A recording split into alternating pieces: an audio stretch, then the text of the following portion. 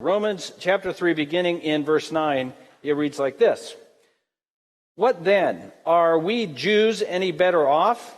No, not at all. For we have already charged that all, both Jews and Greeks, are under sin, as it is written. None is righteous, no, not one. No one understands. No one seeks for God. All have turned aside. Together they have become worthless. No one does good, not even one. Their throat is an open grave. They use their tongues to deceive. The venom of asps is under their lips. Their mouth is full of curses and bitterness. Their feet are swift to shed blood. In their paths are ruin and misery, and the way of peace they have not known. There is no fear of God before their eyes. Now we know that whatever the law speaks, it speaks to those who are under the law, so that every mouth may be stopped, and the whole world may be held accountable to God. For by works of the law, no human being will be justified in his sight, since through the law comes knowledge of sin. Have you ever heard of escape rooms? Some of you might have. An escape room. I think there's a place in the mall that what you could do is you get with a group of friends and family and you go in, and you go into a room, and they're different themes. Like it could be a jail cell or a laboratory or a doctor's office or some such thing. And you pay money, and they put you in this room, and you have to solve puzzles to figure out how to get out the room. So you find a scrap of paper with a number on it, and that gives you a combination to open a safe. And in the safe is a key which opens a cupboard, which has the doohickey, which opens the door. Okay, it's much more complicated than I'm making it sound. And so the idea here is you figure out all the puzzles, and then you get out of the room, and yay, we got out of the room. Certain time limit. So just hypothetically, stay with me here, because some of you think this room is an escape room. There's no getting out. No, I'm kidding. You get with a group of friends, group of family, and you go in, you pay the fee, you got 30 minutes, they put you in the room, and you start working. And the normal thing happens in these escape rooms. There's a lot of laughter, everybody's having a good time, maybe a little bit of arguing over who's right and who's awesome and who's not, and all these kinds of things. But this particular day, you and this group, you just nail it. You're just puzzle after puzzle after puzzle. There is no riddle that's too difficult. There's no trivia question somebody doesn't know. There's no clue that's too vague. You just nail it. Boom, boom, boom, boom. Puzzle's done. And you're still in the room. Like, well, we must have missed something. I don't know what's going on. Why is the door not opening? Finally, 30 minutes goes by and the attendant comes in and lets you out. And you say, yeah, well, we don't know what's going on here. I mean, we did all the things, but we didn't figure out how to get out. Did we miss something? Or did you forget to put something in the room? And he goes, oh no, this one there's no escape. I'm sorry? Yeah, this particular one you can figure out all the puzzles and you're still stuck. It's just the no escape room. Actually, we should call it that, but we don't.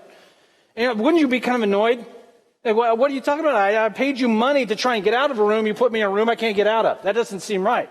You'd ask for a refund. You know, what does this have to do with anything, Greg? Here's the thing. We find ourselves in a similar predicament. We're in a room we can't get out of. Let me explain. Here's where we're at in the book of Romans so far. The book of Romans tells us that we, chapter 1, were made by God and we are designed to worship.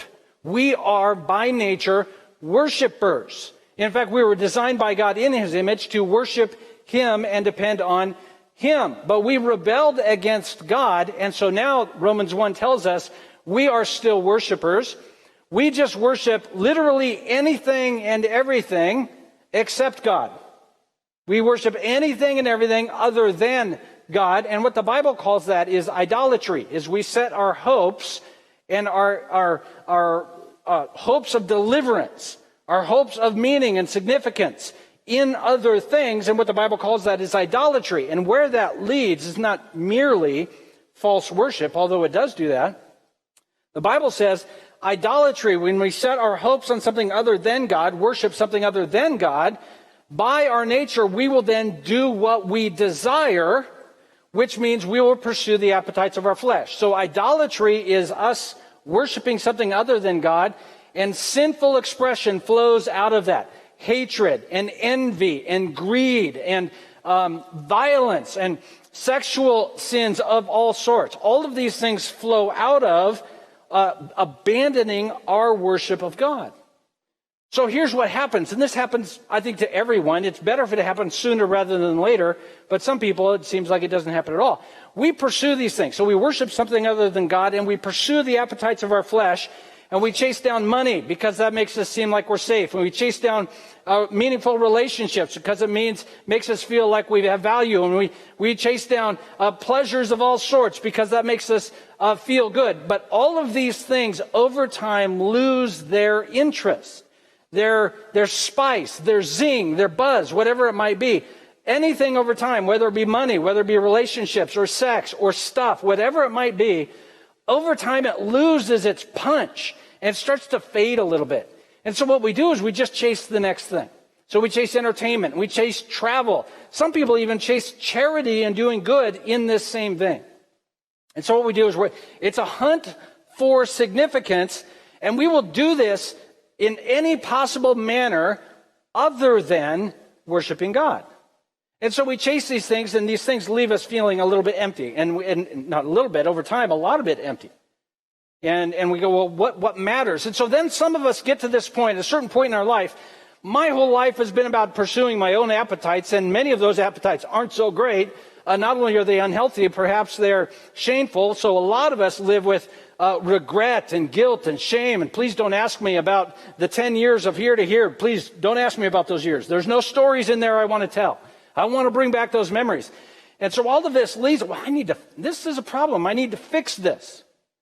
And so what we do is we go to religion. Say, you know what? If I've been being bad, maybe I ought to try on being good. So this is where people are going in Romans 3:1-20. They have gone into the escape room of religion to try and figure out how to get out of this quandary. Life feels empty. The pleasures no longer are pleasurable. And I feel guilt and shame. And I need to figure out how to get out of this. So I'm going to figure out all the puzzles of religion. All the things I'm supposed to do. All the things I'm not supposed to do. And listen, you can do all the things. What happens at the end? It's the no escape room. There's no getting out of that. It's not going anywhere. It's not going anywhere. There is no way out. That's the title of our message today. There's no way out. And we're going to look at how we approach God in relation to our worship problem, recognizing two primary ways that people pursue to deal with this problem. And I want us to understand these don't get us out of the problem.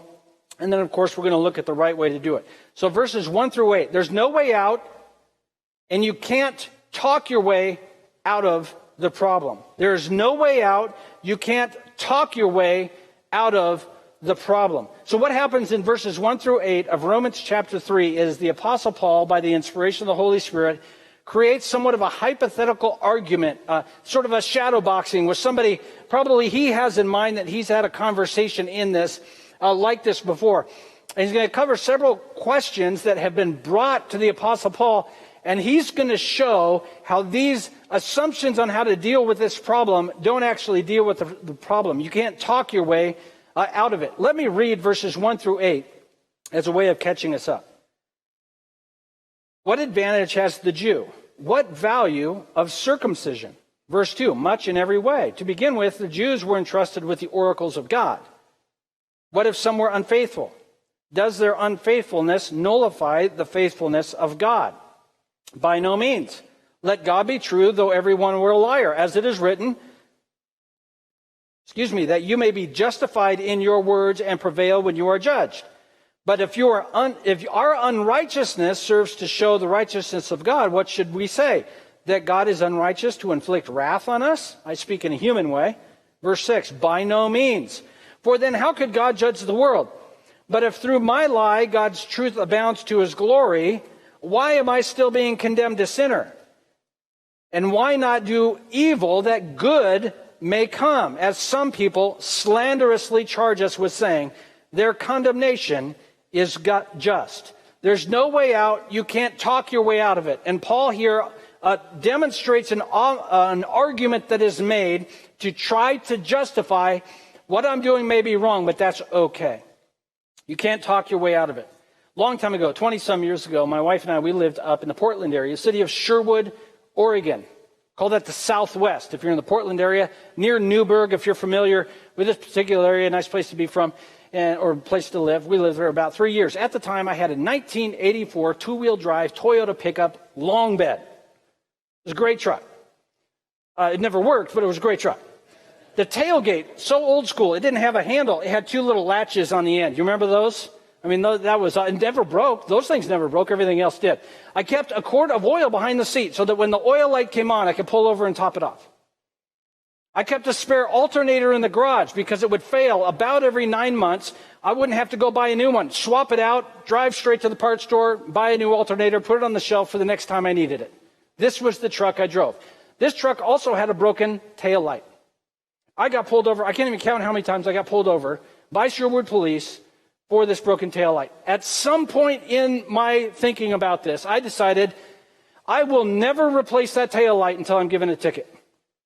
I want to see how long I can go with this broken taillight without getting a ticket. And I also decided, as a part of the game, because it's a game I was going to play, you say, why are you playing this game? We were broke. We couldn't afford to think about having fun. And so this was my entertainment. Just get pulled over by the police and talk my way out of it. Hey, don't judge me. They pull over, and there's got to be a rule. I can't lie to the guy. Do you know you have a broken tail light out? Left or right? That's not a lie, it's a question. Left one, sir. I should get that fixed. Yeah, that's right, sir. So if you get that fixed at your first opportunity, thank you, sir. Have a good evening. And off I would get. I never replaced the taillight. When I sold the truck, I had a broken taillight. I had to tell the person who was buying it, got a broken taillight. I have principles that tell me I will never fix the light. So if you want to buy the truck, you have to fix the taillight on your own. So this was something I could talk my way out of this. The problem is, not that I was being ridiculous about talking my way out of a ticket. The problem is that people think they can do this on the day they stand before the Lord. So you know what? We can have a little conversation. We can clear up any misunderstandings, and we can get this hashed out. I can convince, cajole, think through all the issues. And you know what? I think I've got the wits, the wherewithal to stand before the Lord. I think it'll be good, and I'll get in. And there's no escaping that way. You can't talk your way out of it. There is no argument. God is always just. God is always holy. God is always righteous and loving and merciful. And in all of his character traits, all of those things will come to bear when we stand before him. The question is, are we righteous or not? There is no talking our way out of it. There is no arguing our way out of it. Let's begin in verses 1 and 2. What advantage does the Jew have? What advantage is there in circumcision? And he says there is great advantage. They were entrusted with the oracles of God. The advantage is the Jews were made, what was made known to the Jews was the nature of God, because they were recipients of the law. They were recipients of Moses. They were recipients of the prophets and the writings. Everything we think of as the Old Testament. God made himself known to them through his revealed word. And this is a great advantage. Two guys with a broken leg, one has an x-ray, one doesn't. The person with the x-ray has the great advantage because they know the proper course of treatment. The one without the x-ray, he's just left guessing on what needs to be done. However, as we talked about last week, the x-ray doesn't fix the broken leg. It's just an advantage to know what needs to be done with some level of specificity. And so he says there is great advantage because to the Jews, God has made himself known by the law. When we read the Old Testament, we should realize we're reading about what God is like. It is telling us God is holy and God is just and he's loving and he is kind. But the law does not redeem us. The law just reveals our need for salvation because of the condition of our hearts. And so there's great advantage to having received the law because it reveals what's going on inside of us. Not having the truth of God's word is a great disadvantage because we are left, in some ways, guessing. Let's read verses 3 and 4. Here's where the arguing starts with the legal attorney. What if some were unfaithful? Was anybody in the Old Testament unfaithful? On which page of the Old Testament were there unfaithful people? All of them. Yeah, you've read it. Just close your eyes, open a page, you're going to find an unfaithful person. So this attorney, this person arguing, this hypothetical argument that Paul is bringing up, probably because he's had this conversation before, is saying, well, weren't there unfaithful people in the Old Testament? Answer, yes, there was many, many unfaithful people. So does their faithlessness nullify the faithfulness of God? By no means, he says in verse 4, let God be true and everyone else a liar, that you may be justified in your words and prevail when you are judged. And so what the person is arguing is God has made himself known to the people of Israel through Moses and the prophets and the writings, and Israel was still unfaithful. So therefore, the problem is with who? God, obviously, because he doesn't know what he's doing. If he knew what he was doing, he could make himself known to people and they would prove to be what? Faithful. And this is a ridiculous argument, but this is the argument nonetheless. They're saying, listen, if God were so good, he would make himself known in such a way that people would be faithful to him. So therefore, since the law didn't work, therefore, it's not that we are unfaithful, it's that God is unfaithful. That's the argument here. And here's his response. It's from Psalm 51 in verse 4. He says that you may be justified in your words and prevail when you are judged. So who wrote Psalm 51? King David did. When did he write Psalm 51? It was in response to being confronted by Nathan the prophet because of his sin with Bathsheba. And David writes this. Nathan the prophet comes to David and says, you are the man. And David says, I have sinned before God. And here's part of that psalm. That God might be justified, that God might prevail when you are judged. Why didn't David write this psalm? Dear God, why didn't you have Bathsheba have a bathtub inside her house instead of on the roof?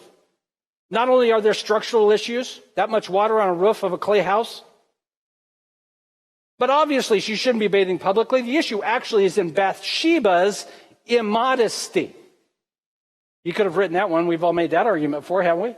Or David said, oh, Lord, why did you have me walk out? Lord, you've directed my footsteps throughout my entire life. Why did you allow me to walk out on my roof that morning? Why didn't you convince my heart to go off to war like I was supposed to? God, why didn't you send somebody to intervene? Nathan the prophet showing up after the fact. I got an idea, God. Send Nathan the prophet before the fact. These all seem like perfectly reasonable ideas. And all of these things put the blame for David's sin on who? God. If God was really God, then he can keep me from doing the bad stuff I do. But David doesn't make that argument. David makes this argument. I want God to be justified by his words. I want God to prevail when judging, because he is God, I am not. He is righteous, I am not. Is our sin in any way, shape, or form God's fault? And the answer, according to the scripture in the Old Testament especially, absolutely not. The result of our sin is our desire to worship anything other than God himself. We want to worship our money. We want to worship the people in our lives. We want to worship the pleasurable things we enjoy. We want to worship all kinds of things. And in abandoning God as our source of hope and God as the one we ought to be dependent on, we have decided, I have pursued my own ways, which led to sin, and it's God's fault. And you're not going to talk your way out of it. That dog's not going to hunt. That's not going to fly. Let's keep going with this ludicrous argument that we all make, I should say, that we all make. Here we go. Verse 5. You ready for 5 and 6? Are you ready? Come on, stay with me. It's warm in here. It's getting late. Let's do this. All right. But if unrighteousness serves to show the righteousness of God, what should we say? That God is unrighteous to inflict wrath on us? Talking in human ways. Verse 6. By no means. So if I sin and it make God look righteous, then my sin actually is good because it makes God look good. I call this the Washington Generals argument. Who knows who the Washington Generals are? Please, you got to know. Okay, we got Carmine knows. Okay, Pat knows. Okay, first service, total blank, and I almost abandoned the illustration. And I totally judged the first service for this. How can you know? Washington Generals is the team the Globetrotters played against. Tell me you know who the Harlem Globetrotters are. Oh, Lord have mercy. Okay. So the argument is this. the worse the Washington Generals play, the better the Harlem Globetrotters look. So therefore, it's good that the Washington Generals are terrible, so that Curly can spin the ball in his finger and somebody can throw a bucket of glitter into the crowd. That's what happens in the show, if you haven't seen it. And this is our argument. I'm the Washington Generals of religious people. I'm terrible. So therefore, God looks fantastic. So therefore, I should not be judged for being in my sin. And the answer is, are you serious? He says, by no means. God looks good when we are bad? No. We are rightly seen as unrighteous and unjust. This is merely a shallow and hollow and empty means to try and convince myself God actually wants me to sin because it makes him look good. Let's just call a spade a spade. You just want to do your sin stuff. This has nothing to do with God. In fact, his response is very telling. He says, your condemnation is just. To try and argue that sin not only is authorized by God, but it makes God look good, the simple theological response to that is, your judgment is appropriate. To try and convince yourself that doing the things that are opposite of God's nature as a means of glorifying God's nature is the height of self-deception. If you want God to let you do what you want, you need to make your own God. And that's been the problem the whole time. If you want God to let you do whatever you want, you need to make your own God who lets you do whatever you want. That's been the whole problem from Romans chapter 1. We create a God who lets us do whatever we want, and it's not God. It's idolatry, and that leads to all kinds of sinful expressions and behaviors. And then we can't figure out why we're empty. And then when God shows up, we say, well, the reason I did those things was to make you look good. And he says, you are condemned, and it's appropriate for you to be condemned. You're trying to make a religious argument for living in your own way. There's no way out, and you can't talk your way out. In our heart, we have two opportunities here. You have two people, I don't know what that is, two people you can put to work for you. One is your inner attorney. You've got a lawyer you can hire. And you can hire this lawyer, and what it means is then when you do something wrong, and that happens generally when you're awake and sometimes even when you're asleep, you then hire that attorney to explain why that's okay. No, God can't judge me because everybody does it. No, God can't judge me because it makes him look good. No, God can't judge me because I didn't know any better. Nobody told me it was wrong. No, God can't judge me because whatever your argument is today. And you can hire that attorney. That attorney is lousy. That attorney won't save you. The other option is to fire your attorney and take on board an intercessor.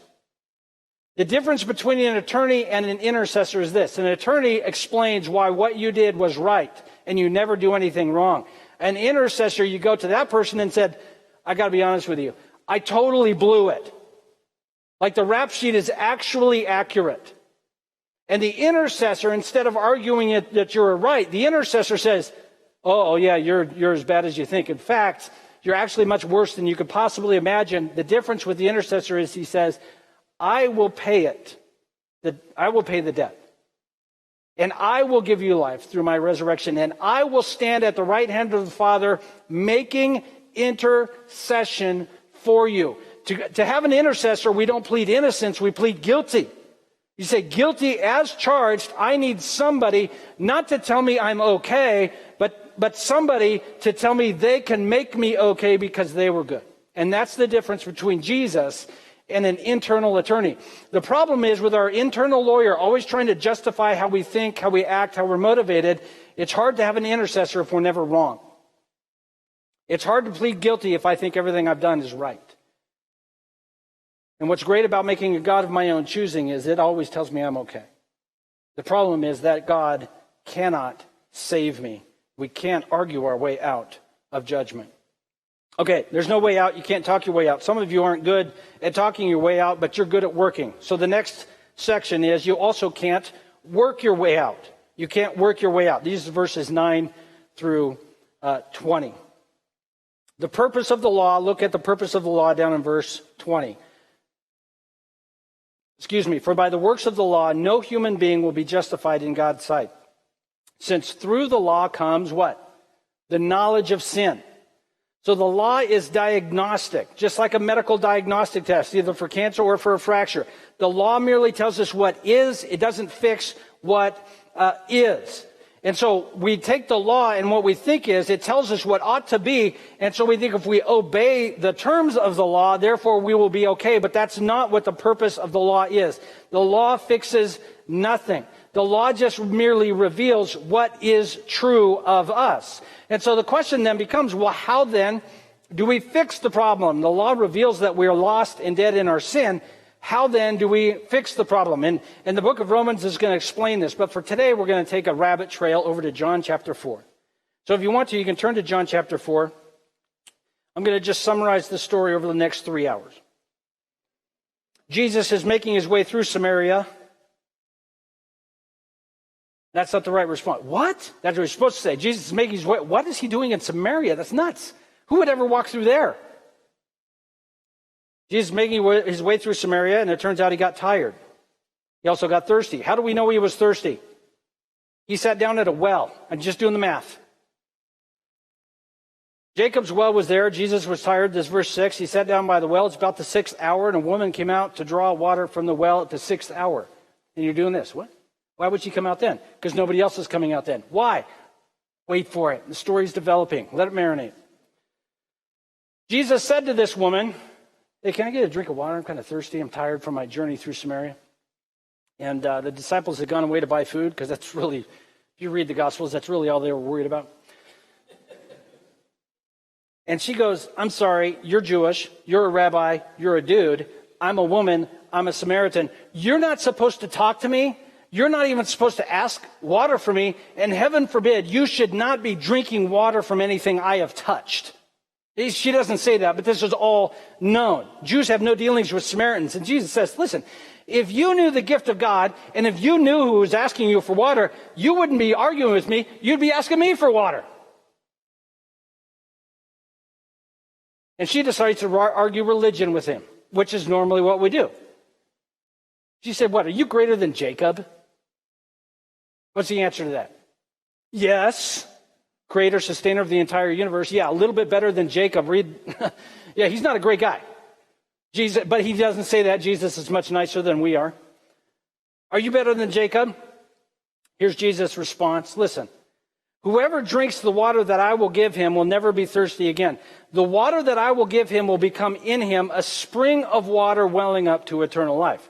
So now he's addressing the heart issue. You have an issue in your heart of death, and you need your heart to be made alive. And Jesus says this, more than that, I will not only make you alive, I will make you a source of life, a spring of living water flowing up from inside of you. So now he's getting at her core. I want to change what's in you and turn it into living water.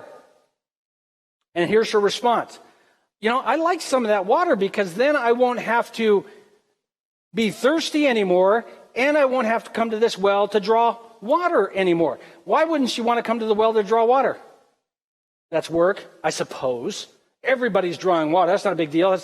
When is she coming to draw water? When nobody's around. If she didn't have to come out to draw water, it would be one less time in her life she would have to face the people in her life that she's currently avoiding by coming out to draw water when nobody's around. And so she likes the idea of living water that keeps her from having to come out of her house one more time. And Jesus goes for it, doesn't he? I love this. This doesn't give you permission to ask questions like this unless you are Jesus. Why don't you go get your husband? And she's played my game with the police before. She's like, well, I can't lie to the guy. What can I say? Well, I don't have a husband. True-ish. She's telling the truth. She's trying to get around it. She's trying to dodge it. Jesus goes for it. You're right. You don't have a husband. The dude you're with, not your husband. And the previous 5 husbands, you're not with them anymore. He just grabs the thing in her heart, pulls it out, drops it on the table, and now they got to look at it. What are we going to do about this? And now they're staring at it.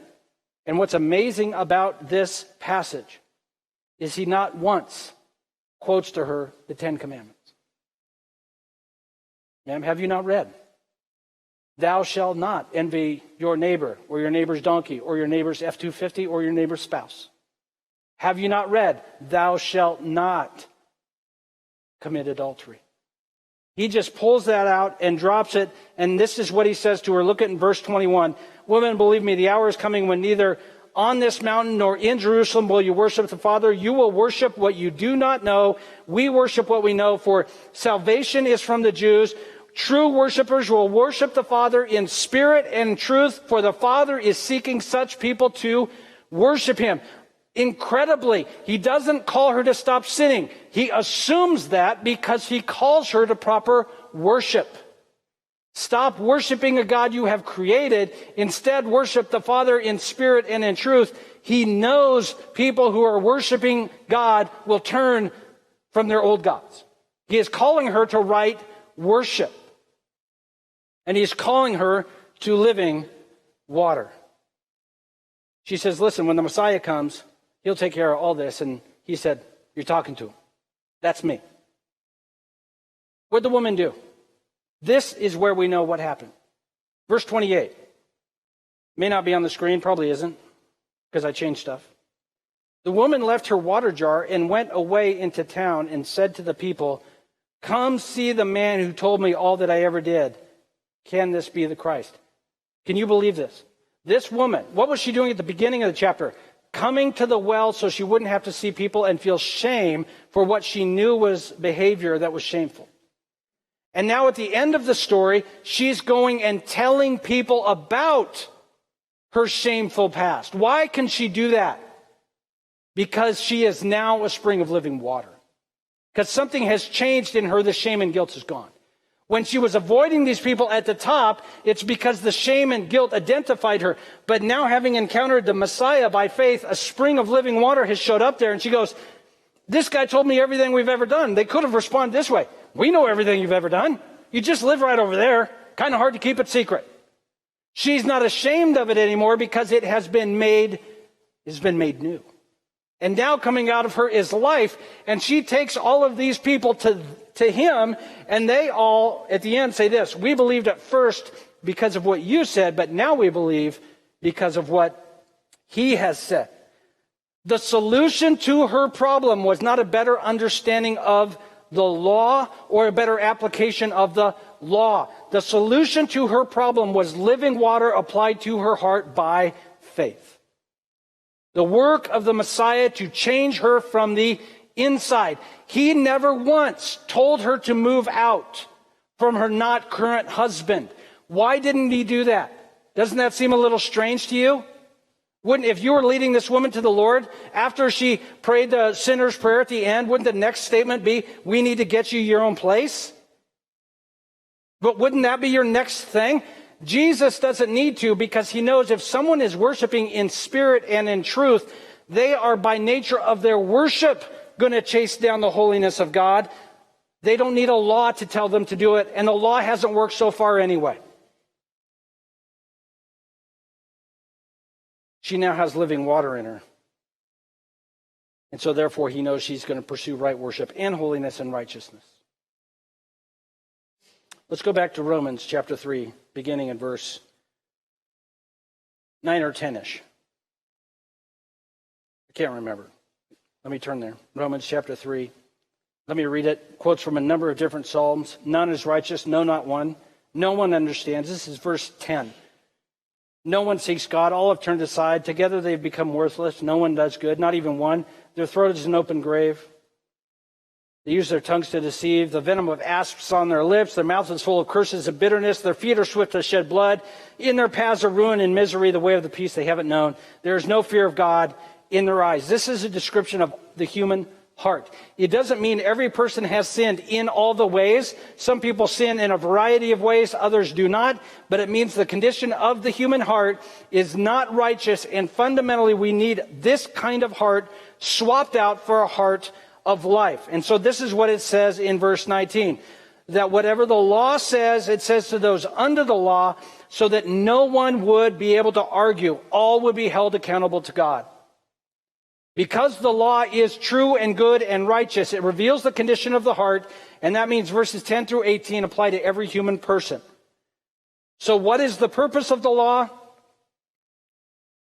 The purpose of the law is to bring to light our need of salvation, but look what it says in verse 20.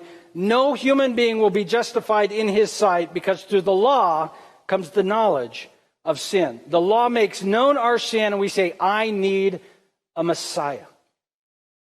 So Jesus, when he told the woman to go get her husband, he was operating and showing what the law did, reveals sin. The woman then responded in faith to the Messiah. The Messiah redeemed her, not the law. And it was by faith. There's no way out. You can't talk your way out and you can't work your way out. It's by faith alone. All right, 3 things to just make note of by way of maybe application as we wrap this up. No way out. Can't talk your way out, and you can't work your way out. There's some of us, I think this is becoming more and more prevalent in our culture, and especially in the church, who say, you know what, sin is no big deal. God is my homie. We're pretty tight. I wear a cross on my necklace, or I've got a cross tattooed on my left calf, or whatever it might be. And so therefore, I'm going to stand before him, and we'll work it out. We're good. Pretty tight. I think we'll be able to square it up then. Guess what? You need to read your Bible. You don't know God very well. He is holy, and he is just, and he is righteous. He is loving, and he is gracious and merciful, and he is all of these things all of the time. But you better make sure you know God before you decide you can stand before and work it out with your homie. You don't know God very well if that's how you think this is working. You can't talk your way out of it. You have to be made righteous. Some of us might think this way. You know what? I'm pretty good. I'm not terrible. I'm pretty good. And so therefore, I think I'm going to be okay. And then some of us as Christians even think the same way. You know what? I was saved, but you know what? I've got some pet sins, but that's not too big a deal. Look over with me over at Galatians 3:23. Galatians 3:23. Just real quick. And you know when I say real quick, that's meaningless.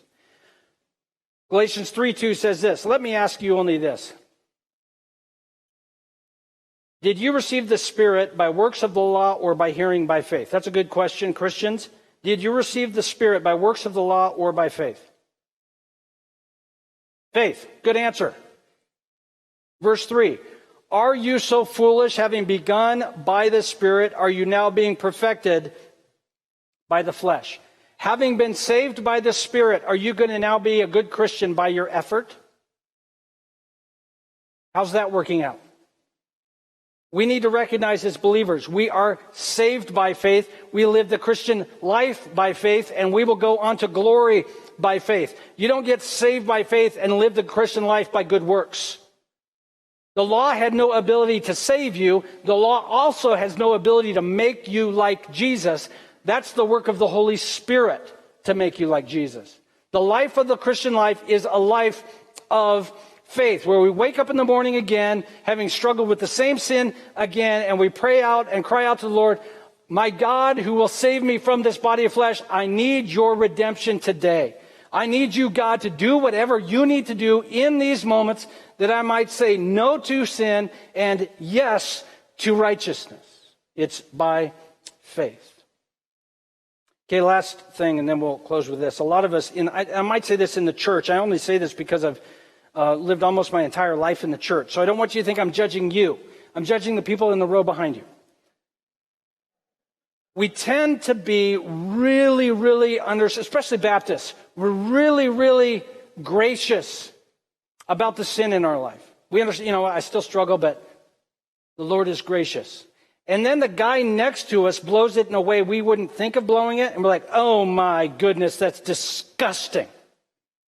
So what we tend to do, we tend to be really, really good at applying grace to our own heart and maybe to our people, our friends and family.